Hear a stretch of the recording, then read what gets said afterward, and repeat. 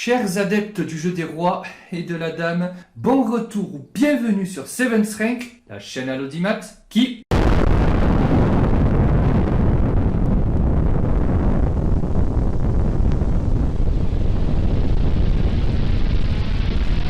Alors, je fais appel aujourd'hui à votre aide, car un ami m'a lancé le défi de résoudre ce petit puzzle, et je n'y arrive pas. Pourtant, c'est pas dur, mat en un coup.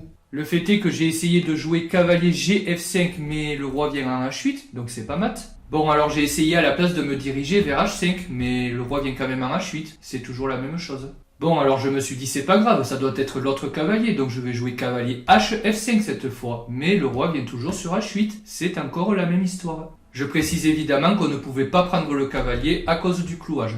Bon, alors manifestement, ce n'est pas un coup de cavalier, alors que faire? Essayer un coup de tour? Oui, c'est ce que je me suis dit, donc je vais jouer tour B, prend F7, échec. La tour est protégée par le cavalier et par l'autre tour. Ça m'a l'air bon cette histoire, mais il y a quand même roi H8. Aïe, ce n'est toujours pas échec et mat. Bon, alors vous devez vous dire qu'à ce stade, ça commençait à me courir sur le haricot et vous auriez raison. Alors je me suis dit, bon, pas de blague, ça doit être avec l'autre tour qu'il faut prendre. Cette fois, il y a échec et mat, mais...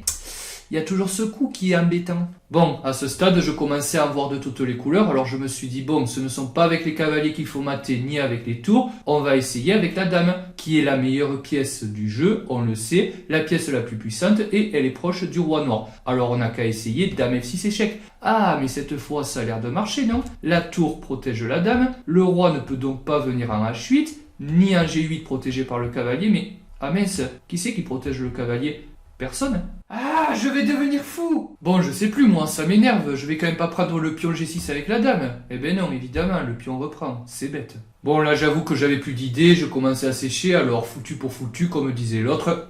Dame prend un 5 échec. Mais évidemment, Dé prend un 5. Allez, les blancs ont encore perdu une dame et les noirs se marrent. Elle est pas belle la vie? Bon, vas-y, ça m'a complètement saoulé. C'est pas les cavaliers, c'est pas les tours, c'est pas la dame. Qu'est-ce qui reste? Le fou B2 qui prend un 5. Mais on va évidemment reprendre le fou. C'est bête, c'est pas échec et mat. Allez, vas-y, j'arrête les échecs, ça m'a saoulé. Et maintenant, chers viewers, petite question pour vous qui vous marrez peut-être derrière votre écran. Est-ce que ma façon de faire pour résoudre cette énigme était la bonne? Le jeu d'échecs est affaire de volonté, donc de patience, mais aussi d'intelligence.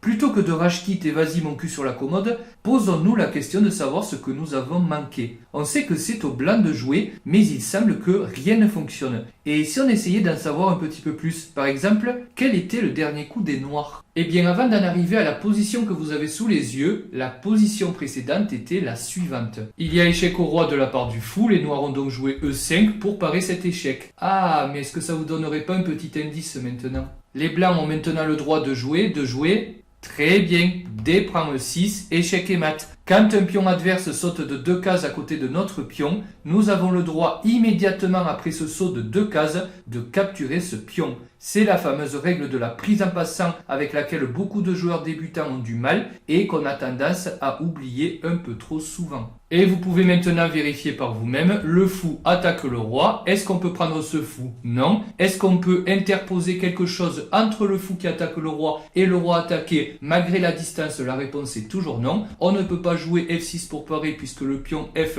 est cloué par la tour B7. Le roi ne peut pas venir en H8, ni en G8, il y a le cavalier et il ne peut pas prendre le cavalier en H6 qui est protégé par la dame. J'espère que ce petit troll de derrière les fagots vous aura fait galérer bien comme il faut. Si vous étiez à deux doigts de jeter l'ordinateur par terre et vous mettre en tête de partir à ma recherche pour m'écorcher vif, je suis actuellement le plus heureux des youtubeurs. Quant à mon pote, rassurez-vous, j'ai fini par trouver la solution, il était donc fier de moi. Écoutez, cette vidéo est maintenant terminée, donc j'espère qu'elle vous aura plu. Si c'est le cas, comme d'habitude, petit pouce bleu et commentaire d'encouragement, vous le savez, j'apprécie toujours. Échequistes de tous les pays, abonnez-vous. Et moi je vous dis à très bientôt pour une prochaine vidéo. Salut!